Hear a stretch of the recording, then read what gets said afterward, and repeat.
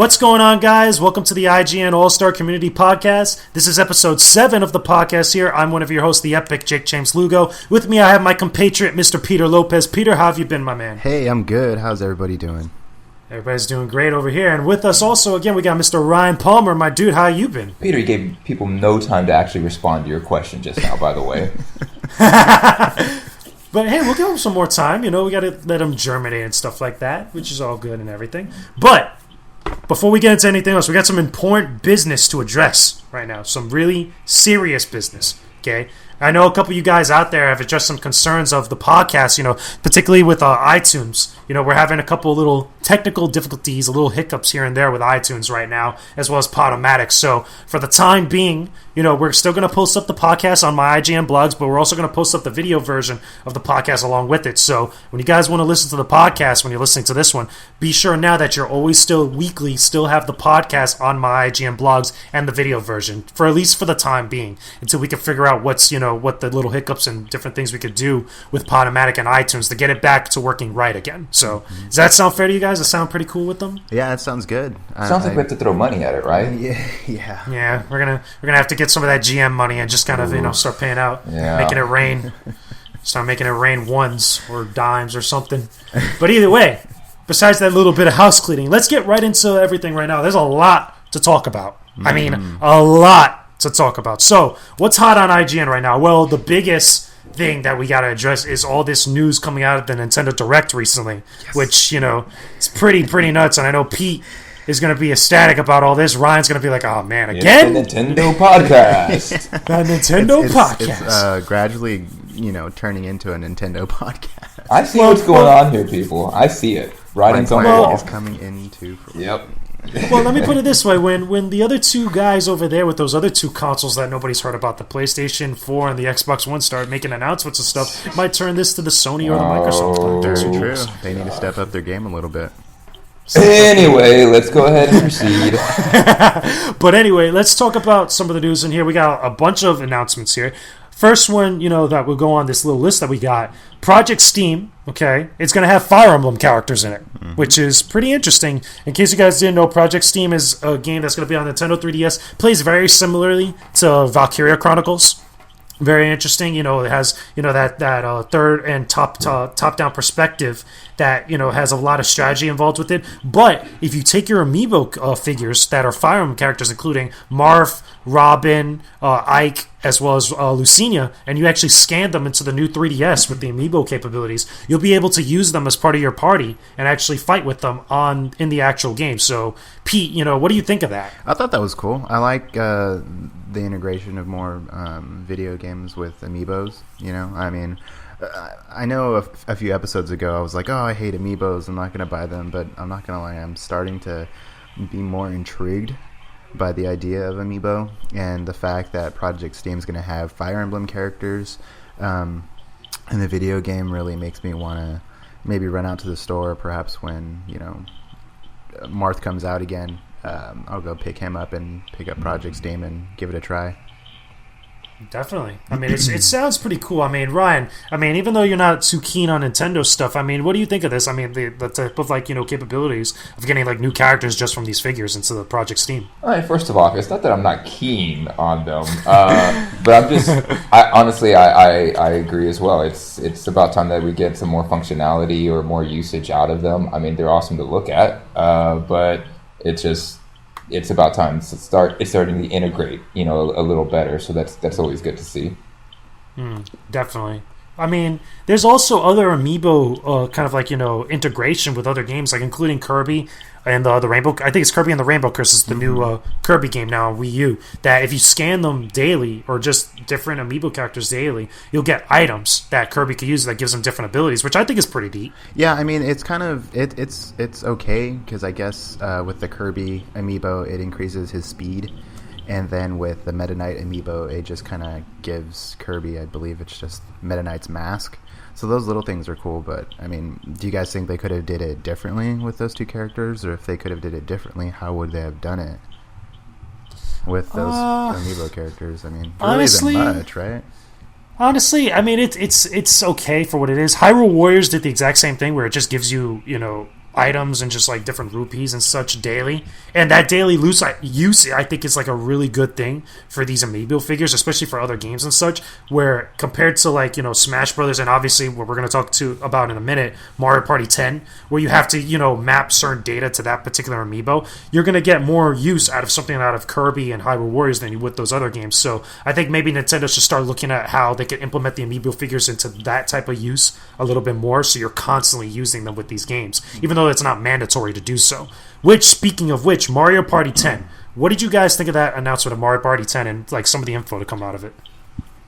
I didn't actually follow that one up very much, but actually I was picking up on kind of where that was going a bit, which I would actually like to see something where we're kind of getting there with the technology-wise, as far as having an actual like a game board that's like an LCD, like rollout type thing. Like we're getting close to that technology. Like it'd be awesome to have something like an actual Mario Party board where you're putting your amiibos down and it's keeping track of those things, of like where you're going and stuff like that. Like I would like to see like a board game. Yeah, exactly. But like just an updated board game for Nintendo. I know the PlayStation 3 had a video game called, I believe it was called Eye of Judgment.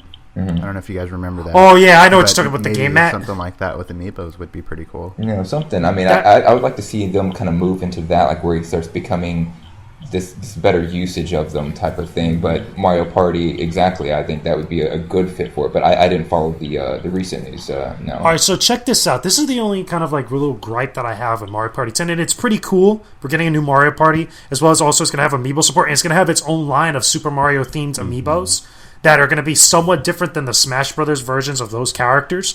But there are certain modes, obviously, in Mario Party 10 where you have to use an amiibo character that's a Mario character. That, you know, that you can't just use any of the other Smash Brothers, like, you know, amiibo figures in Mario Party 10, right. Such. But at the same time, if you use your same Smash Brothers, like your same Mario figurine that you use for Smash Brothers, and you got to like level 50, you'll still have to delete that data in order to use it for Mario Party 10. Which is a little bit annoying. I know they've said that in the past before, but that'll be the way it is. But why hasn't Nintendo released any sort of software or any sort of like way in some of these games to back up that saved data, so that way I don't have to lose it? So that way I could still use those same amiibo figures over and over again. I know they want us to buy more of the same figures or buy more variations of the same characters of the amiibos, but I just find like that should have been a conversation, like, you know, that had been brought up at some point. I agree. I mean, I kind of wish there was an update that let you save your like level 50 Link on your, you know, the information on your Wii. That way you can utilize Link in different video games and it doesn't take up the information. Like, it's unfortunate because, like, I'm sure you, Jake James, have a level 50 Link, and if you want to use them, let's just say hypothetically, if you wanted to use them for Mario Party, you'd have to wipe out that level 50 and start from scratch again and just keep doing that over and over, or you would have to go to the store and buy another amiibo. That's jacked. That's totally jacked. I'm sorry. I mean, it's a little annoying because I feel like at some point, you know, somebody will do like a homebrew type of program, if Nintendo doesn't do it down the line, that allows us to save that data and be able to, you know, store it on our system and then be able to like exchange it back and forth. Like, that to me is ideal. That should be like, you know, one of the first things, because you don't want to lose all that progress you made with, again, on Smash Brothers, or even, again, whatever Mario Party integration is going to have with it, like that. And granted, it's only specifically to these like Mario characters and such. It still just seems like a little nitpicky type of thing, like they probably should have thought of. Either that, or they're just deciding not to follow up on. How is it that an N64 memory card has better capabilities than a new amiibo? That is a good question. How is that possible that you could store more stuff on that big ass cartridge? I mean, I get it, but the technology wasn't really there. But I mean, come on, we're fitting these like almost like that. I mean, 10 gigabytes, whatever, in a thumbstick or whatever now and stuff like that. It's like, how do you not have that capability? It's like a step backwards, kind of. I mean, if you want to talk about step backwards, we'll get to that a little bit later. But believe me. But here's another thing that, you know, to kind of bounce off of that, you know, relating to Mario characters and stuff. There's going to be a Toad amiibo, obviously, on this Super Mario line, and also Captain Toad Treasure Tracker is going to have amiibo support, where it's just utilizing just the amiibo figure of Toad, where he'll be able to have like a little pixelated Toad that you'll have to find on some of the maps, kind of like a hide and go seek style stuff. But what I'm worried about that and why that I kind of take note of that is because what if down the line, there's specific games that only use one specific character, amiibo, and let's say like that's a character, for example, that just is very in short supply and like very high demand that you're not able to get it. Like very similar to what happened with like the Marth Villager and Wii Fit Trainer, that we end up like seeing stuff like that. Like I'm hoping Nintendo has the common sense to obviously make a bunch of those particular type of figures down the line if there was a game to do that. Like for example, Toad in this case. Yeah. I mean that just worries me a little bit. I don't think they'd be necessary though to the gameplay. I think it's just supposed to be an additive to it. So maybe that's what I hope. I mean, but I think that's the frame of view of point of view with it is just simply that it's supposed to add and give kudos, I guess, to those who did buy that amiibo and that they're able to use it in that game. But I don't think it's ever going to be something where, hey, guess what, you're missing out on a good gameplay situation because you do not have that amiibo. But look at the Mario Party 10 stuff with that particular mode where you have to use amiibo figures. So if you don't have any amiibo figures or you don't have any Mario amiibo figures specifically, you'll miss out on all that. I just don't want that to become a thing. Yeah. With just like specific characters. That would be really bad down the line. Like obviously this isn't the case now, but it could potentially be so. Yeah. So you're saying kind of like they're having a new game mode and there isn't enough amiibo to compensate for it, basically. Yeah, exactly. Like again, look at what happened with some of the lines, and even this new line that's coming out, I believe in February or March. Like some of those characters you're gonna see like being super high demand. There's not gonna be enough because Nintendo just doesn't really make enough of the particular product to fulfill the demand, and probably won't do so for a while. Like that, a lot of people are gonna be out of luck. For the most part, in dealing with something like that. And again, it's not a huge thing now for Captain Toad. It's probably a little bit much more so of a bigger deal with Mario Party, even though there's multiple figures you could use and such. But I just don't want that to be the case with future game releases down the line. The problem I have with Mario Party, though, it's that I have 4 controllers, but I do not have 4 friends. That's a tough spot to be. but here's another thing also to bring that up, since we're talking about amiibo, what is it, a low supply of amiibo figures. We're gonna get more Marth amiibo figures now. We're gonna get a new shipment of Marth figures, which I feel bad for the guys that spent all that money on a Marth amiibo. I don't. No, but they're just gonna go to the store again and buy 4 this time because they know how hard it is to find one. But I'm talking about the guy that spent like $50 to $80 on an amiibo figure. Like being told like they are not going to be made again. Now all of a sudden they're going to be bringing a new shipment. But notice how they said only Marth. That doesn't mean no Wii Fit Trainer, no Villager. Yeah. Which I think is going to really I mean maybe be when maybe when like a new Animal Crossing comes out, they're going to have to have more Villager amiibos because they're going to have something with the video game that requires Villager amiibo. So maybe gradually over time they're going to start releasing more amiibo, character-specific amiibos when it comes to new video games. So maybe that's why we're seeing Marth right now, because of Project Steam that's coming out soon, and you can play as Marth in the video game. So of course they're going to want to try and resupply retailers with Fire Emblem-specific characters. Yeah. I don't feel bad for them, though. I mean, that's the industry, though. You always have something where, you go and buy a system, and then a week later, they end up dropping the price and adding a free game in it, and it's like, oh, geez, So it's always that type of situation where it's a crazy business, up and down. But somebody who's an opportunist who went and grabbed that and then jacked up the price on it, and somebody else paid for that, well, that's what you paid for. Yeah. I don't know. So let's move on to some other news. And so again, there's a lot to really cover. No, I want to talk about this now. No, go ahead.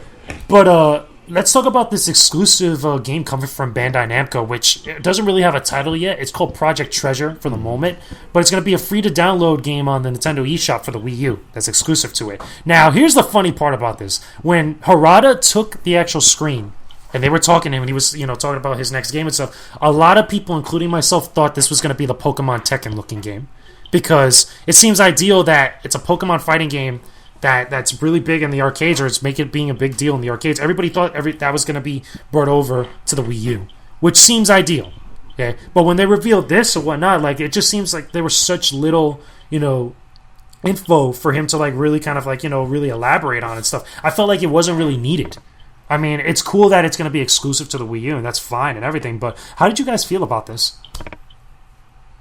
I didn't really know what to make of it. Like, I still don't. Yeah, because it was just like, oh, we can't talk about it right now. We can't announce things. It's I like, mean, why just all show we me know, the trailers? all we know is that it's a 4-player co-op game. It's got different stages involving traps, enemies, and treasure to be found. That's it. And it's really kind of, it almost felt a little bit like a waste. Or am I wrong here? So cool with a question mark at the end. That's I guess that's my response. Exactly like I feel like they could have spent time on something else. Like it's little weird. I mean, I don't know. I doubt it's going to be another like 4 Swords or something, but it'd be cool if they brought that back to Wii U. I mean, like I guess we can try and stay optimistic because I mean, the Wii U right now doesn't really have a lot of 4-player cooperative video games and like online. So I mean, I'm at least going to stay positive for that. But I'm with you guys. They could have at least said something a little bit more, just to kind of let us know what the hell it was. Yeah, definitely. I don't know. I am pretty stoked about the Pokemon Tekken game. That is. I want that. Awesome. Yeah. Which is supposed to be streaming, I think, sometime next week. So definitely check out their Twitter feed and head to their website. Definitely. I really want that game. That game looks fun. Like really, really cool. I want to that check game out. to hold me at night. Yeah, right. But speaking of games, we got some Wii games coming to the Wii U Virtual Console, which is cool.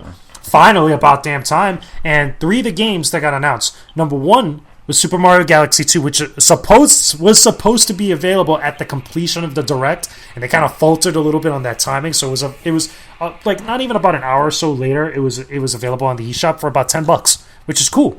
But in addition to that, we also have, I think it's coming out next month and then the month after that, both, or actually no, 4 games, correction, in the next couple months. Punch-Out, Donkey Kong Country Returns, and Metroid Prime Trilogy on the Wii U eShop, which is great because these are going to be the same exact games for the most part, but they're going to be able to be compatible with the Wii U gamepad to control them like that. I mean, that's a plus. To an extent, yeah. I mean, it's more of video games that were able to use the Pro Controller, like Punch-Out, and I believe was one of those video games, so with that said, you'll be able to use the gamepad, but unfortunately, to my knowledge at least, and please correct me if I'm wrong, like video games like Mario Galaxy, you're not able to use the gamepad. Yeah, you are. Oh, you are? You are. Okay. You are. Well, for this version coming out now on the Wii U, or that's already out now on the Wii U, you could use the gamepad to control it. Oh, I need to go and download that. Galaxy 2. Because what's stopping me is that I only thought you can only use the Wii remote and the nunchuck. So in the past, yeah. No, but I'm saying for this new Wii U, Virtual Console Mario Galaxy 2, you can use the gamepad. Is that what you're saying? Yes. That was one of the things that they said for all the games that they were going to release like that. I need definitive answers, damn it! I'm like a junkie right now. Yeah, I think it was either Reggie or the other guy that from Nintendo of America here that actually said that when he was talking. Okay. But hey, they're coming out. I mean, that's the start of something good. Metroid Prime Trilogy is awesome. Yeah. Oh yeah. I mean, that means you don't have to buy it for like $80 at GameStop used. Yeah. I mean, that's a good alternative. That's cool. And it's only $10, right? And so for the price of which they're coming out for like the first week, I think it's like $10. That's what Super Mario Galaxy 2 was when it dropped now. Yeah. So I'm hoping it's the same pricing for the rest of these games. I mean, like let's kind of think about it for a minute. What other games do you think are going to release for the Virtual Console? Because I would like to see Xenoblade Chronicles from Wii head over to Wii U. I know they're probably not going to do that because it's coming out for new 3DS. But what games would you guys like to see hit the Wii Virtual Console? I mean, there's a bunch. I want to see GameCube games so we could start talking more about using that GameCube adapter with the GameCube controller. Yeah. That should, before anything else, that needs to happen. But if you want to talk about more Wii games specifically, obviously, you probably want to see like stuff like Twilight Princess, Skyward Sword, Legends, all the games like that, or any of the Mario, or not Mario, but Nintendo first party titles is candidates for that. Punch-Out's cool. Yeah. I think that's great. I want to see somebody mail me a Wii U so I could know what the hell you guys are even talking about.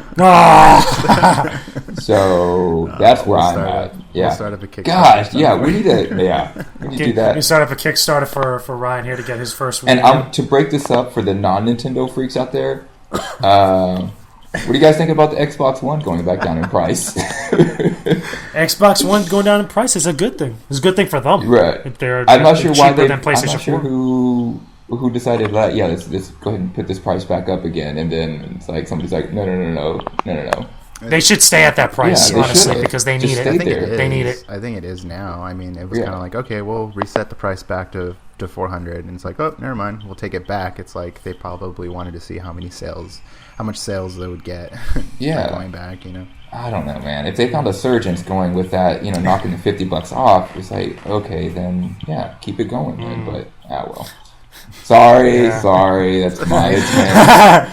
All right, but let's just quickly mention some of these last couple of announcements. I want to get into some of the other talk that's like a little bit more interesting than these. Besides the virtual console games, Mario vs. Donkey Kong. I forgot what's the exact name of it. It was the latest Mario vs. Donkey Kong game. That's going to be the Nintendo's first cross-buy title, which is going to be interesting. I think that should be a thing for all of the stuff on the eShop, especially the classic games. But I digress. Also, another quick mention here because it's again so much news. Legend of Zelda Majora's Mask 3DS, which sold out in like minutes of the announcement over at GameStop, which is pretty crazy. Pretty crazy. And then they also have another one also for Monster Hunter 4 Ultimate, which is another themed new 3DS, which is great, but that's pretty nuts how these things are selling out. I mean, pretty expected though. I would think. The weird thing was, I was told that GameStop started their pre-orders at 6 a.m. that Wednesday. So it was kind of like, it kind of had me thinking for a minute because I had went down to GameStop, and right at 10 o'clock the guy told me that they're sold out, and I was like, Jake James, I'm going to flip a table up in this piece because I had no idea. Yeah, right?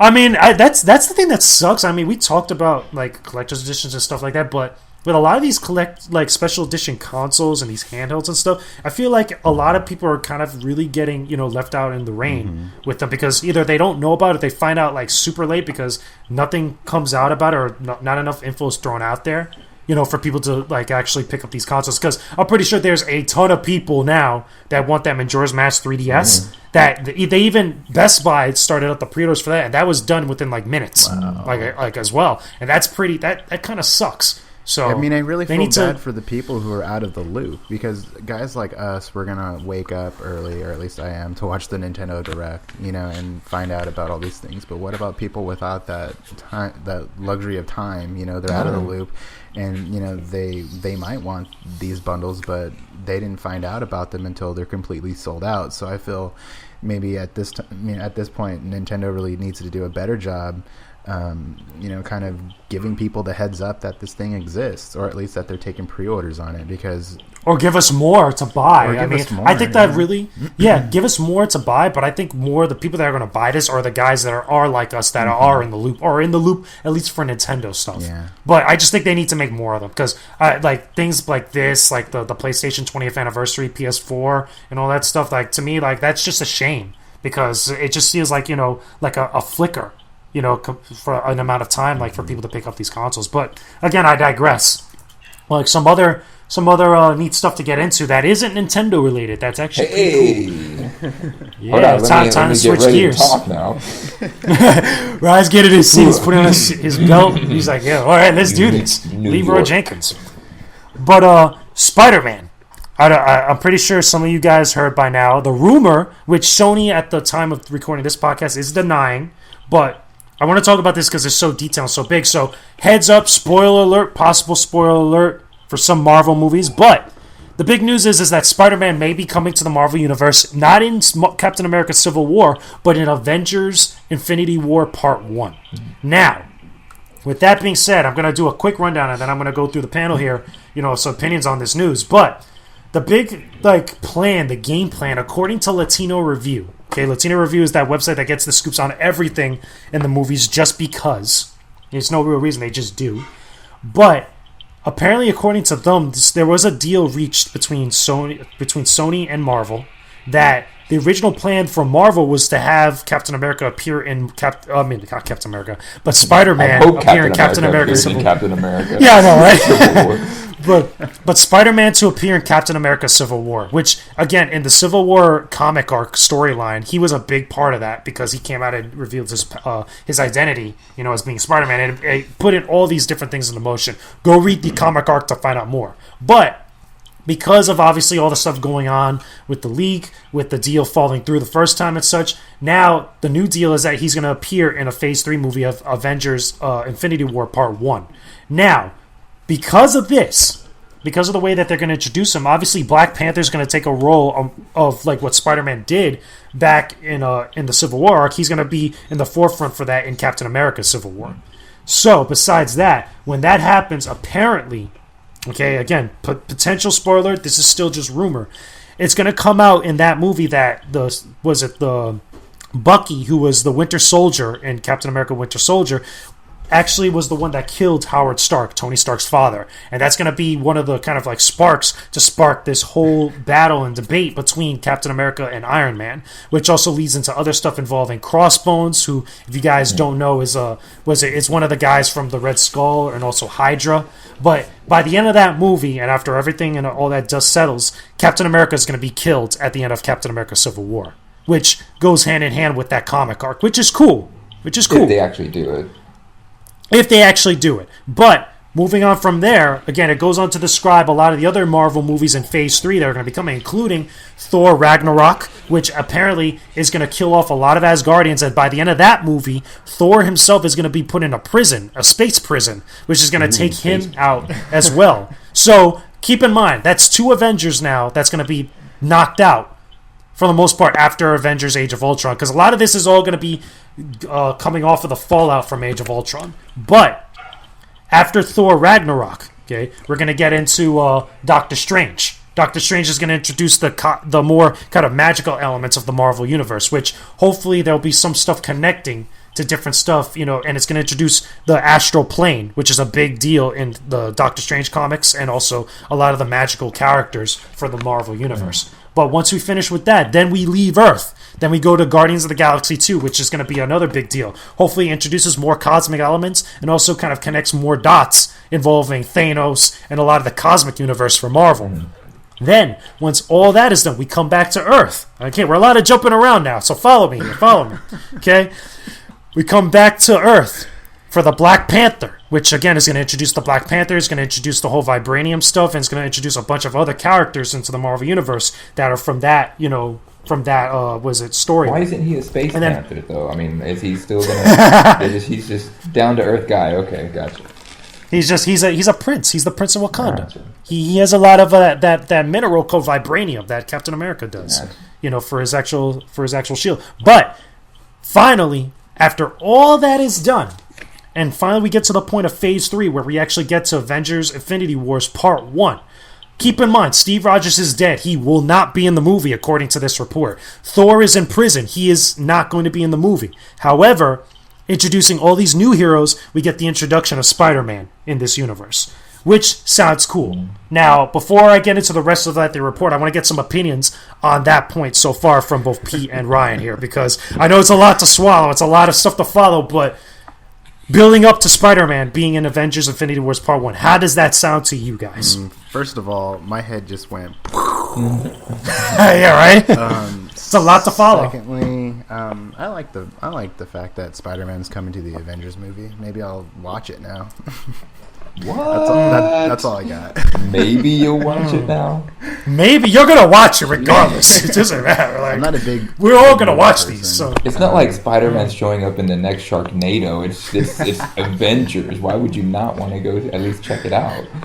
It'd be funny if like they introduce him like a weird way, like he just shows like, "Hey guys, what are you doing?" And like everybody's like, "Where the hell? What the hell are you doing here?" He's like, "I've been here all along. I was just busy." Yeah. It was something funny like that. His only appearance in the new Avengers movie is going to be him saving somebody and saying, "Everybody gets one," and then he's going to fly away, and that's it. Why not? Oh, that'd be hilarious. You know how many fanboys will rage at the movie theater if that happens? $20 million. That's what he gets for that little. Everybody's going to start riots at Sony Studios. You know the riots that will happen at Comic-Con for that? Oh my god! But I'll get to that in a minute. But Ryan, quick thought. What do you think of this whole plan so far? No, I think the danger of that is just simply that it sounds completely doable and so believable at that point of it. So I think having that idea that wow, yeah, that does sound like it makes a lot of sense. I think it tends to kind of make you want to believe. Then yes, that is in fact what's going to happen. But I don't know. I mean, it sounds like a pretty cool idea if they actually do kill off Cap. And I don't know what I didn't hear about the whole Thor issue with the space prison, which sounds interesting. But yeah, no, I'm pretty stoked if they can actually pull it off. I would think they should be able to. That's big money waiting to happen if the studios can just get their heads out of their ass and work something out as to how that's going to look. Then I don't see any reason why that wouldn't actually come out to play. But if somebody's saying no, I mean, what are you going to do? I mean, here's a couple things to keep in mind, though, which kind of gives this a little bit more credibility. And also, again, there's a whole part 2 to this, okay? But, number one, these actors, Chris Hemsworth and a lot of these other actors that are Avengers from part 1 and now part 2, they only could make so much movies. They're only contracted for so many movies. So, allowing them to actually go out in a good way that, makes sense in the narrative of what Marvel's building for the cinematic universe, while at the same time giving all these new heroes the chance to shine and introducing all these new characters into the cinematic universe, I think is very clever. I think it's smart, and it works around within the business arrangements of how all these movies are being made. But aside from that, after Infinity Wars Part 1, okay, then, which according to this report, Infinity Wars Part 1 is really going to have all the new heroes that are getting introduced and stuff, including Spider-Man, according to this, including all the different characters like Black Panther, Doctor Strange. Also, apparently, some other potentials that may make an appearance, Ant-Man, Captain Marvel, okay, which is going to be the female Captain Marvel, and some of the characters from the Netflix series, including Luke Cage, Daredevil, and Iron Fist, and Jessica Jones. But, again, that's all based on that report. Apparently, when it happens after Infinity Wars Part 1, then we get the Inhumans. Then we get Infinity Wars Part 2, which Infinity Wars Part 2 is going to bring all those characters back, including Steve Rogers, including Thor. All of them are going to be in that movie and to be one big conglomerate of a superhero movie where things are all going to connect together. So I guess a lot of those actors get their last hurrah, and that's how they'll end it off with a big giant, royal, I guess you could call it a Royal Rumble at that point of superheroes from the Marvel Cinematic Universe, which I think will be crazy because that'll be absolutely nuts with all these actors, all these guys. Look, you got all the Avengers, all the classic Avengers you got now. You got all the new characters that are being introduced in Phase 3. You got the Guardians of the Galaxy, which is 5 people in of itself. And everybody else that's going to show up on top of that, all to fight Thanos. That's pretty insane when you think about it. I don't know. It seems like it's also going to run the danger of spreading thin, all those people just trying to crowd around for screen time. And here's the other thing too, which it even touches upon, the actual Spider-Man movies that Sony were supposed to be making, including the Sinister Six movie and apparently the solo Aunt May movie, which is the stupidest idea I've ever heard. But apparently the Spider-Man movie that was supposed to be for 2016 is going into co-production right now, or just simply scrapped, which they're not really sure at the moment, but that's been put on hiatus until further notice, apparently, which is weird. Very, very weird. I know it had a lot of, bad reception for Amazing Spider-Man 2. It was very mixed and not a lot of critical acclaim. But if this deal does go through, and apparently, Marvel's moving forward with this, like that, this could be probably one of the biggest Comic-Con San Diego announcements ever at one point. That Marvel panel or Hall H, if they come on, they go, hey, listen, guess who's coming to the Marvel Cinematic Universe in 2017, 2018, whenever Avengers Part 1 is coming out. You know how big that pop is going to be amongst comic book fans? That'll like blow the roof. That'll blow the roof off of Hall H. That'll be insane. But we have to categorize all that under rumor again, because apparently Sony's coming out and saying that they deny it. But notice how Marvel and Disney have been very quiet on the matter. So I'm just saying, I think Disney and Marvel has the chops to make it happen. So.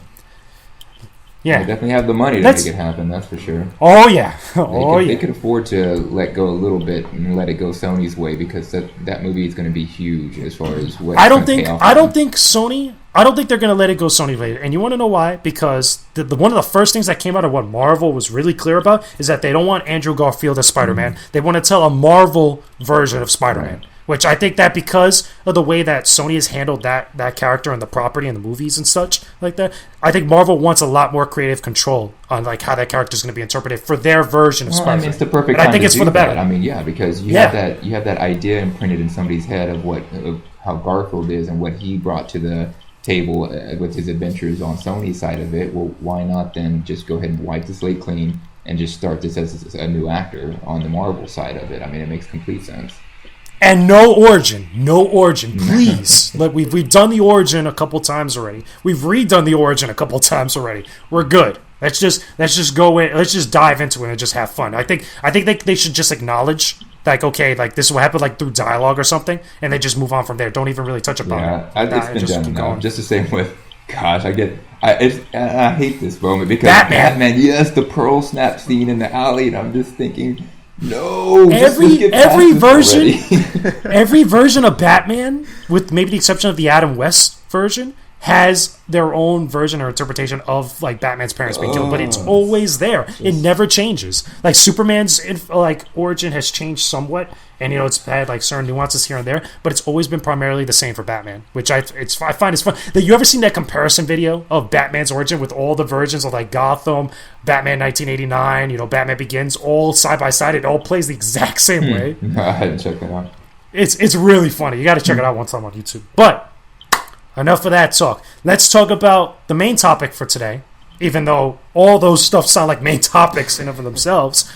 Let's talk about the new Nintendo 3DS. Now who would have thought it was a Nintendo topic? Now I haven't had any hands-on time with the Nintendo 3DS. Ryan, you have. Okay. Pete, you haven't had any time with the new Nintendo 3DS, correct? No, not yet. Okay, so Ryan, let me ask you. Besides the announcements and stuff, how was it for you getting hands-on time with the new 3DS? I mean, I came away impressed with it, but in the end, it was something that picking it up obviously is still very familiar to anybody that has a 3DS or 3DS, whatever. It fits comfortably. The control stick is something that is definitely going to have the learning curve to it. While it's not chintzy, I mean, it's not like cheap or anything like that. It just feels different from what you've experienced before. So as I said before, it's one of those, the same feeling I had though whenever the PSP first came out and they had a little control nub that was there just sliding around to the left. It's just something you have to get used to, and honestly I probably put about 20 minutes of just messing around with it, and I still came away just like, yeah, that's a bit different. So that's really the only thing that I was had. But the games boot up very quickly. Screen looks great. It feels very, very much like a premium handheld. The same stuff that I expect from Nintendo. It's just the C-Stick. Nice. Okay, so now shooting over to Pete. Now we know the announcements that came out of the Nintendo Direct. Now apparently with the new 3DS when it releases, releasing February 13th alongside with Majora's Mask 3DS. And also, around that same time frame, you're going to get Xenoblade Chronicles on 3DS as well as Monster Hunter 4 Ultimate. But two big pieces of news about the 3DS. Number one, no charger in it, included in the actual package, which kind of sucks. Is that a deal breaker for you guys, though? I mean, would it really be any? No, because for me specifically, yeah. But you have one already. I mean. Yeah, I have one as well, but I think that the way I'm looking at it and why it's a little bit annoying, even though it's been done already for a while now in other countries, including Europe and in Japan, where they don't include the charger. You have to buy it separately over there because they're trying to, like what Nintendo said, lower the cost of like producing and putting it out there and such. But what if you get this as a gift for someone? Or we go into the holiday season of this year and, somebody buys the 3DS not even knowing or thinking because they're not plugged in as much as we are, and they get the actual console thinking like it's going to come with a charger, and it doesn't. There goes somebody's present right there. I have a feeling, though, that Nintendo has done this before. Like, when I heard this through the presentation, I was like, well, that's not the first time. But I'm trying... Not here in the States, though. In North America? Like, when I got an original XL back, like, a couple years ago, and I don't remember if that one came with a charger or not. So I'm trying to think, like, It did, because I bought the original XL. I have it. It's blue. And it comes with a charger. Oh, okay. But in Japan and Europe, various parts of Europe and Asia, they do that where they don't include the charger with it. Yeah, I mean... And it's been a thing for a while. I don't really think this is a deal breaker. I mean, it kind of sucks, but the chargers, when you think about it, are only $10 more or $11 more. It sucks because, like how you were just saying, what if you were giving it as a gift? But from the other person who's receiving it, it's like, well, all I really have to pay is $10 for this thing, so I can't really be too mad. At least I didn't have to pay $200 for it. But I do feel Nintendo should have had it in there, just mainly because of that reason. Yeah, I heard people saying that to lower cost, but honestly, it doesn't cost a whole lot to include an adapter. It's a very petty thing. So yeah, I don't know. Well, I don't know if I'd call it petty, but.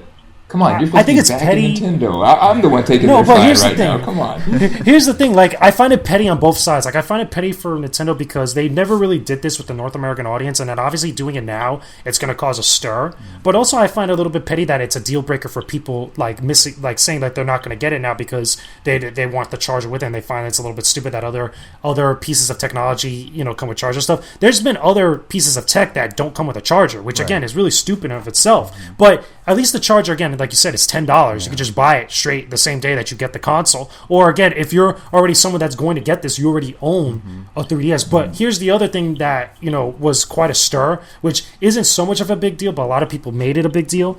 The small version of the new 3DS is not coming to the North America. You're only going to be able to get the XL version here in North America, and the smaller 3DS of the new 3DS is going to be only available in Europe and Asia. Yeah, I mean, it could release in North America in time. Like, I feel when I originally heard of this, I thought Nintendo wants to push the XL system first, right? Because it's the more expensive system, so it's going to be a little harder for people to buy. So maybe they wanted to push that out right now.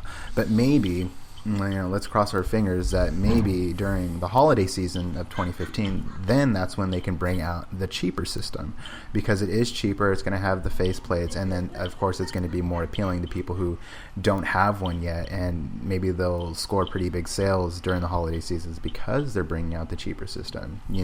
So I feel I'm kind of mad that they didn't bring the cheaper system out. It's not coming out on February 13th like the XL, and I don't really like the fact that Nintendo kind of made that decision for me. But at the same time, I'm gonna get one anyways because I've been rocking the original 3DS for God knows how long. So I was for people in the same boat as I feel it's the perfect opportunity to upgrade, and it's a perfect opportunity to buy one because why not? Yeah.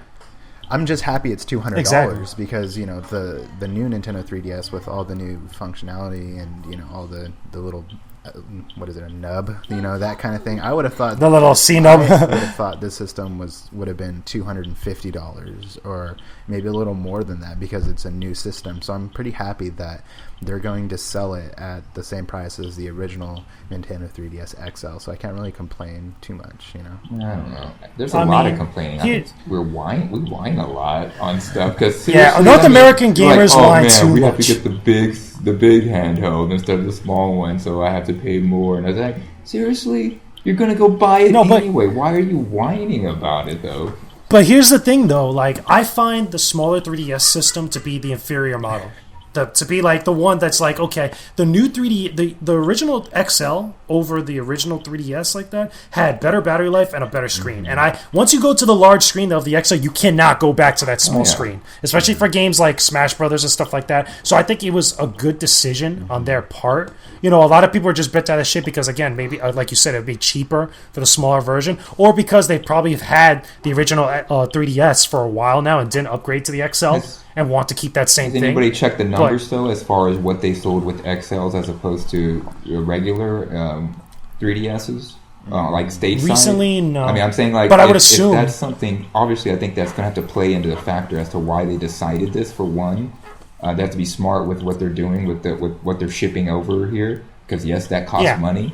So I think it's a smart move if, in fact, the numbers show that the 3DS, the XL version, has been selling a lot better than the normal one, than the standard one. Then it makes complete sense. And then with the no adapter, I would assume that's probably what the case was. They have the install base where they can do that. This isn't a new company that's new to the field and new to the industry. They have a complete, faithful install base. I think they're allowed that they could remove an adapter, and that only hinder probably about like a good, maybe 10%, maybe 15% of that entire install base.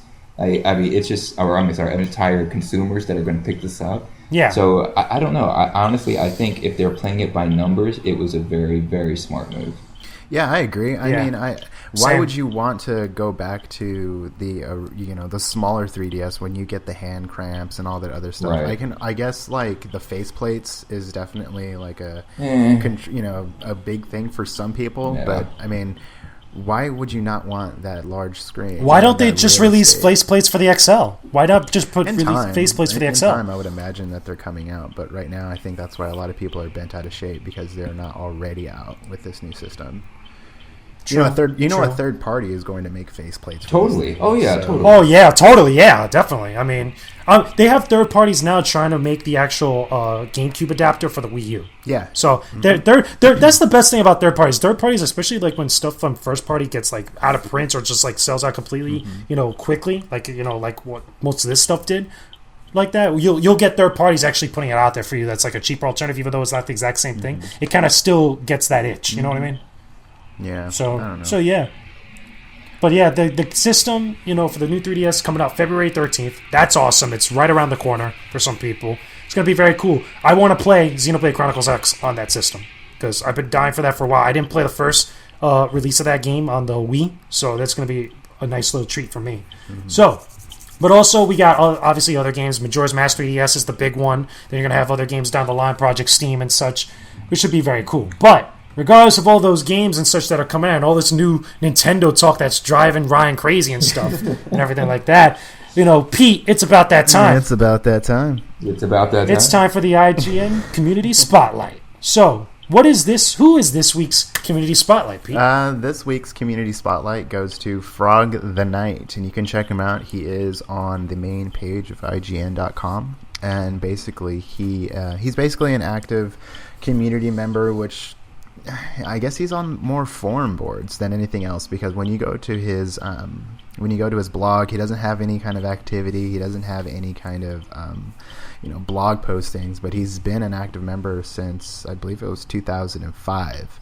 So remember, guys, you can also check out the forums and get into conversations that way too. You don't have to just blog. But this guy loves Chrono Trigger, Super Metroid, an awesome video game, and Majora's Mask, which we just covered. So definitely head out to IGN, and you can't miss him because it's on the main page. And check out Frog the Knight's profile. Give him a follow. That's awesome. I mean, he's got a cool name. I'm sorry, just like it's simple to my Frog the Knight. Like I wish I could have my name like that just at times, or like Jake James the Epic, or like Ryan the Stuff, Ryan or Peter. Very I'm just saying though. Oh wait, I'm sorry. that Hold on. What was Peter's? What was Peter's? I don't know. I was just lost my train of thought. Name. Peter the something, like what would it be? No, not the something, but like what would it be? Something cool though. Peter the Human. Yeah, that sounds good. I could stick with that. But yeah, but remember, but that's very guys, cool. If you guys would like to be an IGN community spotlight or an IGN community member, all you have to do is head out to IGN.com and register and sign up a cool name. Maybe your name could be Person the Human or something. Write a blog, check out the videos, and if you'd like to submit people, you can definitely do that. I think it's IGN@submission.com. But definitely head over to IGN and interact with the community members and even interact with the IGN All-Stars. And in case you'd like to be an IGN All-Star, all you have to do is head over, once again, to IGN.com and check out blogs. And go ahead and sign up. Not everybody is selected to be an IGN All-Star, but definitely try your best and definitely check out IGN.com. That's Change my awesome. name They to could be Space you, Prison. Space Prison, Ryan, the Space Prison. That actually sounds kind of cool. You should put that as one of your gamer tags or like little names on a game that you play. That'd be Space sweet. Prison? Okay. No, Ryan, the Oh, Space Ryan Prison. the Space Prison. It's gonna lock you up. Yeah, I guess so. Oh, lock you up, lock you down. So, Lockdown. but you, the listeners out there, wrote into us here at allstarpod@hotmail.com. We got some listener questions today. So this one comes from Ali Asahi, one of our good listener friends Ali. over here. Hey, Ali, how's it going? But he goes, hello, guys. I have a small topic to discuss today with a very serious tone. Okay, video game trailers. Do you guys think they are revealing too much of the game? First, we get a teaser, then a trailer, characters trailers, story trailers, several game footage, 101 trailers, open cinematic trailer, launch trailer, and who knows what else. Okay? Personally, I only need a written article that says X game is announced, with the game art and 2 screenshots, to let me decide if I want to get that game or not. I skip any trailers and upcoming game news whenever I come across one now. I prefer if they were bonuses that you unlock after finishing the game. Regards, what do you guys think of that? Ali Al-Sahi.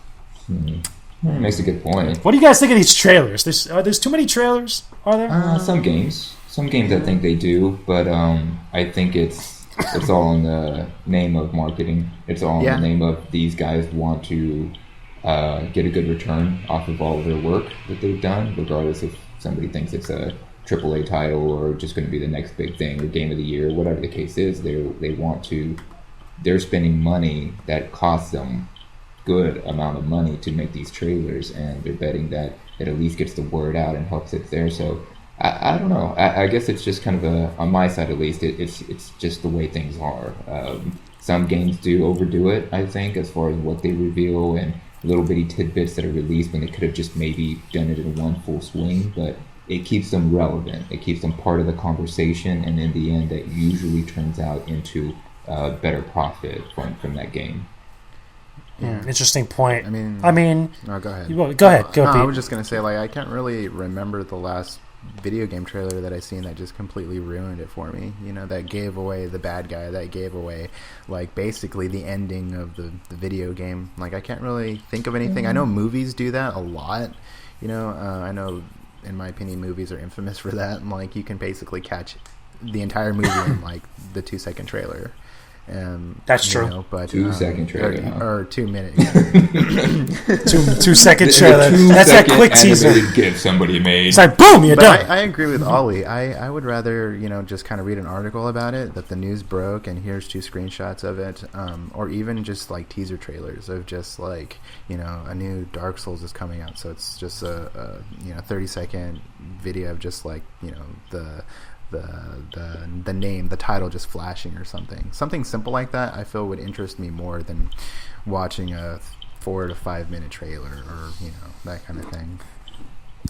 That's fair enough, but the way I look at it is that it all comes down to gaming PR. I think there's a good way to handle it and a terrible way to handle it. To quote some other guy on the internet named Marcus Beer, you guys probably never heard of him. He's named the Annoyed Gamer. He's a cool dude. I'm just totally kidding. He's a cool dude. He's awesome. But to quote him one time, he was asked about it. He said that good gaming PR should be like burlesque, where you show a little bit here and there, you show something to get you excited, get you kind of riled up and such, but when you want the goods, you only get them when it comes time to pony up and actually pay for the game. And I think that's a smart way of going about it, because there's a lot of different game publishers. Yeah.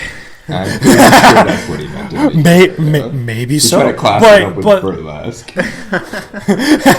But his analogy with it, I think it goes well with it, because there's certain publishers that just throw out, like what Ollie's saying, trailer after trailer, especially like fighting games. I think Mortal fighting games fall into that. There with their trailers. Oh yeah. Definitely, there's a lot of trailers for Mortal Kombat. Now, granted, that game's going to be awesome, and I think it looks very cool. I'm very interested in it. But now they have a trailer for every single character that's coming out for that game, or like even just certain games like Watch Dogs, or games like Assassin's Creed from Ubisoft, or even if you want to say like some other like AAA studios, like Activision, or even well, maybe not so much Konami with Metal Gear and such, but there are different games that are like AAA games that get all these trailers that, again, it's over time, but then sometimes they put an overabundance of them, like constantly, like every single week or every single couple days, there's a new trailer showing up the game. And to that point, it spoils the game for you, or you're getting so much of it, you're kind of diluted to like the special nature of that game coming out. Well, I mean, do you think it'd be better if they just showed gameplay instead of trailers? Because I mean, obviously trailers look nicer, they're rendered a lot better than gameplay sometimes. Like take Call of Duty for instance, it's got a really nice big opening cinematic, and then it leads into gameplay. Do you think they should just show people the first like 3 minutes of the video game? Because it's not really spoiling anything, because you're gonna play the first 3 minutes regardless. It'd be different if they showed the ending of the video game. So I mean, what do you think? No, I don't think so. I think that trailers that are like traditional trailers, similar to movies and such, like what Call of Duty has done in the past, I think that's fine. I think a mixture of that, showing us a little bit of gameplay, like out of context, whether it's multiplayer, single player, and such, mixing it up and presenting it to us in a different type of fashion is great. I don't think showing the first 3 minutes of the game just straight like that, I don't think really necessarily that is any good. That might work for some people. It doesn't work really for me. And again, I just think much more, again, going with Ali's kind of approach to give us less. Less is more. Yeah. That's the main thing that Marcus and Ali and a lot of other people have really said. Less is more, because it'll keep us excited about it. We still get, good stuff or good looks at the games. Look at Uncharted 4. Perfect example, Uncharted 4. We got the teaser trailer, which was at E3, which is pretty much confirmed that the game was coming. And then now, at PlayStation Experience, we got that gameplay trailer, which was awesome. For being shown that, but we haven't been getting like every month or so a new Uncharted trailer. That hasn't been happening like that, and we're still talking about that game. So teaser trailers would be more of the way to go rather than an actual trailer. Not even. I think you could still give an actual trailer and still have the same sort of impact as a teaser or any other like form of a trailer you want to put out there. It's just less is more. Put less trailers out there, but spread them out over time and give us a little bit more substance here and there to get us excited about it leading up to the release of that game. That's what I think it's really comes down to. Less is more, but we say that because we are gamers who follow the news. I think what the person who's sending these, who's paying for these, the development house, the publisher, whatever, who's paying for these trailers, they're trying to include a much bigger demographic, and they're betting on they need people to know about it. They're betting that's what's the thing is there. So I'm saying, like, I guess in the sense of, yeah, it's idealistic of like, yes, less is more. It makes it more special because we're looking at news sites almost every single day. So we're going to see anytime a new one is breaking out. But the other person, the more either, whether you want to use that stupid term casual or whatever, gamer or whatever that's out there, they're not seeing it as often. So the chances of them seeing something, it increases more when you have more content that's coming out throughout that time period. So it makes sense from a business standpoint to do it because it helps that company still make games, regardless if you like their game or not. It still helps them to be part of the conversation. So I agree. That's a very good point. That's my only point of that is that, I get from our points of being, really kind of tuned in gamers, less is more, but they're not only selling their game to us. So it's everybody. So I think it opens them up a lot more and it's smart business-wise to actually have that content come out and be part of that conversation months ahead of time, and have a couple of different trailers out to kind of still keep it that interest going. So that's my opinion, though. Yeah, that's a good point. I think it's a double-edged sword. Totally. Really. Because we want to be artistic about some of these things, or idealistic on how this industry should be run. But the fact is, these games will not exist if it's only us gamers that are buying these games. If it's only the main core of it, because even the hardcore gamers, there's a decent amount of them that just pirate the games. Mm-hmm. And so it's just, and not to mix words or anything like that as far as with, again, that hardcore or casual or things like that, but simply put is that you can't just bet on just the regular who we think a gamer is and think that's going to sustain this whole industry. So them placing those bets on these trailers, on these commercials, on these things getting out there, apparently it's working.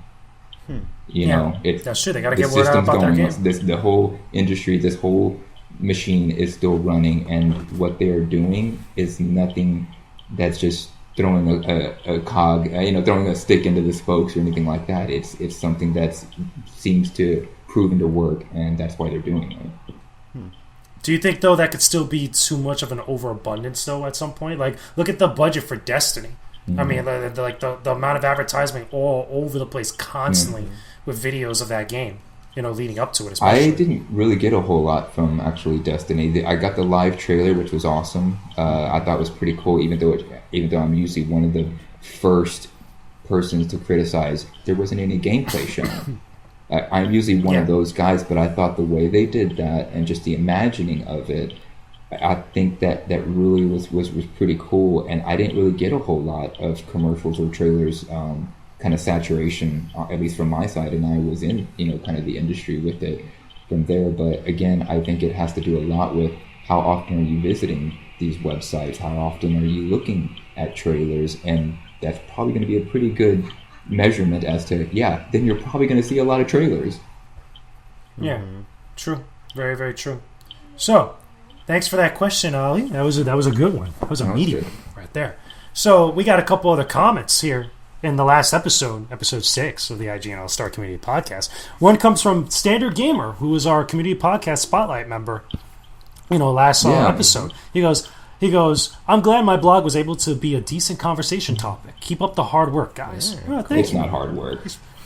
Don't. It's gruelingly tough work. Don't give us that credit. Slaving over our PCs, our computers, over our microphones, all just to bring you a nice podcast every week. But here's another one. This one is actually about you, Ryan. Oof. They're calling you out. They're calling. Was I voted off? They're summoning. I voted off the podcast. So this actually comes. This comes from D. Quigley. Oh, yeah, dude.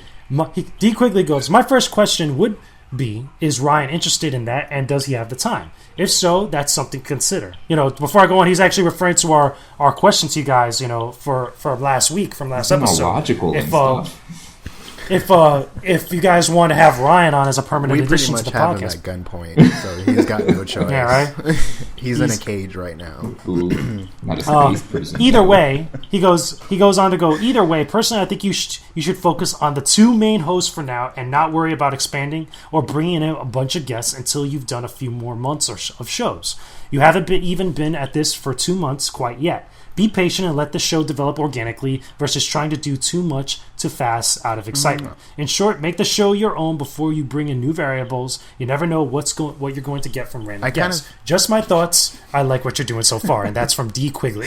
My bad. Sorry. No, I'm sorry. I'm like, this is a good question or a good D, comment. you're ready. I'm ready to respond. No, I kind of feel you're ready to jump in there. He's like, is kind of growing organically as it is. I mean, having Ryan on the show, it's obviously great, and I feel he'd be a great new addition to the podcast.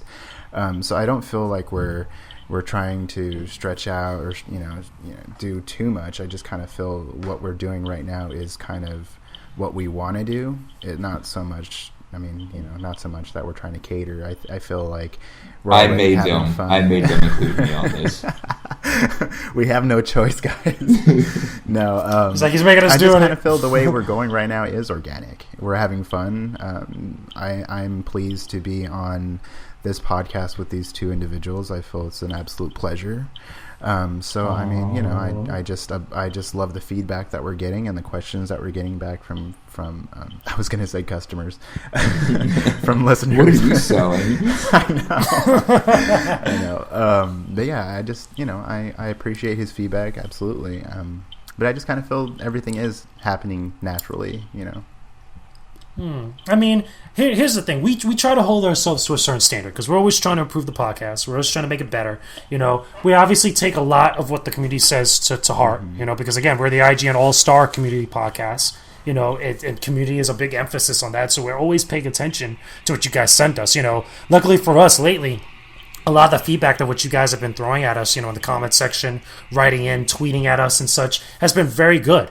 And, we want to keep bringing you guys even higher standard with each episode as we go along and such. We figured, having another third person, be a good way to kind of, keep things, dynamic, keep things fresh, keep things a little bit different, so it's not just me and Pete just going back and forth, or just one of us agreeing with the other for like a whole like hour or so. We like that different dynamic of just throwing some extra opinions and extra points of views into the mix, to keep you guys interested. I mean, if you guys, again, remember, like some of the podcasts that we try to model ourselves after, or take example from, like Beyond and VC, Podcasts Unlocked and such, they usually have like sometimes 3 people or even 4 people on a podcast at a time each episode. We need 8-player Smash going on the podcast. 8-player Smash, no items, it'd be pretty crazy. But we like that idea, of having a nice dynamic amongst us and trying to give us, give everybody some good topics to talk about and good, discussion every single week. Every episode that we put out there. We don't want to get stagnant, and we don't want to be boring to you guys, because, a lot of podcasts, tend to fall into that, that niche of like, all right, there's just 2 people talking amongst themselves, and like the conversation is either going nowhere, or it's just them, and they either have the same opinions, or they're just one agreeing with the other constantly all the time. But we don't want that, because we want you guys to keep listening. We want you guys to keep commenting, keep writing in and stuff. And we, as far as guests are concerned, not just included to Ryan, we keep trying every once in a while, to get new people or just different little surprises here and there. We have a couple surprises in the works that, we kind of can't touch upon too much now, but it's some neat stuff that we think that you guys are going to like, coming very soon.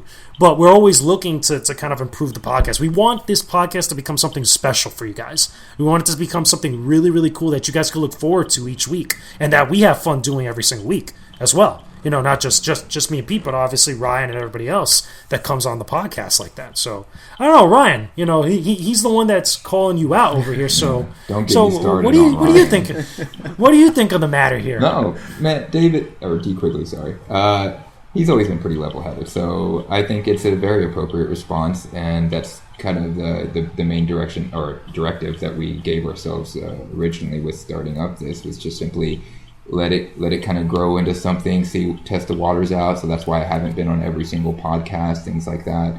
But obviously, yeah, that is a huge concern. We don't want to be something that we're not. We simply just want to sit, chat, have fun, bring up stuff that is basically circulating around in the news right now. So I think that's really the main key to all of this. So regardless of whatever time I spend on or off the podcast, or whatever the case may be, I think it's a very good point. You always want to be mindful that you're not trying to be something, you just simply are. Yeah, definitely. I mean, again, I think I like it how like we kind of mix it up. Like sometimes it'll just be me and Pete, then it'll be me, Pete, and Ryan, like that. Or even again, if we get anybody else on, just that dynamic of mixing things up keeps things fresh. It keeps people guessing every single episode like that. I think that's I think we should have different accents every episode, just to people like, wait a minute. Accents. Like I'll try to talk like you, and they don't know if I'm really you or no. It's the worst idea I've ever had. Try to come in with like a Jersey accent. Yeah. Talk about, hey, oh, Nintendo, oh. Hey, you forget about it. Wait, no, that's New York, right? Forget it. Actually, no, that is New York. Forget it. Right. Or better yet, my favorite one from New York is Stop It B. You ever heard that one before? Stop it be.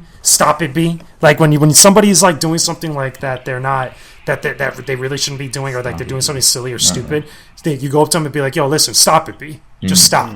Like that. It's kind of it's strictly a New York thing, I know, but either way, for enlightening us. A little lesson in language slang and stuff. But yeah, we appreciate the feedback, guys. If anything that you guys have to say about the podcast, how we can make it better, what you like, what you dislike, and such, let us know. Write in to us at allstarpod@gmail.com. I mean, not Gmail. Hey, I'm like, God, I'm messing it up already. That's one thing they're going to talk about. It's allstarpod@hotmail.com. Okay, you could also leave us a comment in the My IGN blog post whenever we post up the podcast, as well as also tweet us over at allstarpod on Twitter. Let us know your thoughts. Let us know what you guys want to see or what you guys want to see more of or less of. It's always going to help. Every little bit helps us, make the podcast fun and great. For sure. You know what I'm saying? And thank you for everybody who's been trying to listen to the show. Like we touched it. Yeah, definitely. We touched it. Whoa, Pete. Yeah, I'm running already. Flipping tables. I know we, talked about it earlier in the episode about the issues we had in regards to posting the podcast. So thank you to everyone who tried to listen to it this past week. Regardless of the issue. So we appreciate it. Yeah, we really appreciate it. I know it's been a little tough for us because, again, we want to be available for you guys everywhere, all the time. Again, a lot of you guys like listening to the podcast on iTunes and, a couple people on Podomatic, because of their Android devices, but the bulk of you, if not on the blog posts and on the videos and stuff, listen to it on iTunes. And we really apologize, some of the technical difficulties we had to deal with and such, and we're working on it. But a really big thank you for everybody that's hanging in there with us. We're going to get through it. We're going to make the podcast even better, and we're going to be, bring you guys a great, discussion every single week. It's going to be awesome. With that being said, let's wrap up this episode. Any final thoughts from you guys? Ryan, anything? I kind of feel like we need to talk about something PlayStation just to balance it out, but let's talk about PlayStation. We'll save that for later. We'll save it for later, you Nintendo fanboys. Well, here's one thing we can mention. Here's one thing we can mention as a little book. To bookmark it and stuff. Order 1886 is coming out soon. Very true. With collector's That's going to be cool. Hopefully they've made some adjustments since I know it kind of got criticized with the demo of it. Give it more color. I've always said give that game more color. Racist. That game looks so washed out. Racist, I'm just saying. Like it looks so washed out to me. It looks so gray and dull. That's the aesthetic. But Gears of War was like a grim type of game, but it had like a lot of blues and reds and like oranges and stuff. Limbo had very few color, and they still got that feel down. So poo on that idea. I'm just saying. But still, there goes your daily dose of PlayStation talk on the IGN All-Star podcast. Yeah, that's all I got. Oh man. But what about you, Pete? Any final thoughts for the listeners out there? Those people that are there? It was just, thank you everybody who's been listening, and thank you for everyone who's been consistent in writing us feedback and following us on Twitter. Thank you.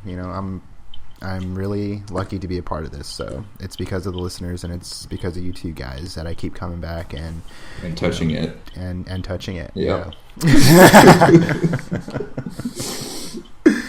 But yeah, thank you. Oh dear.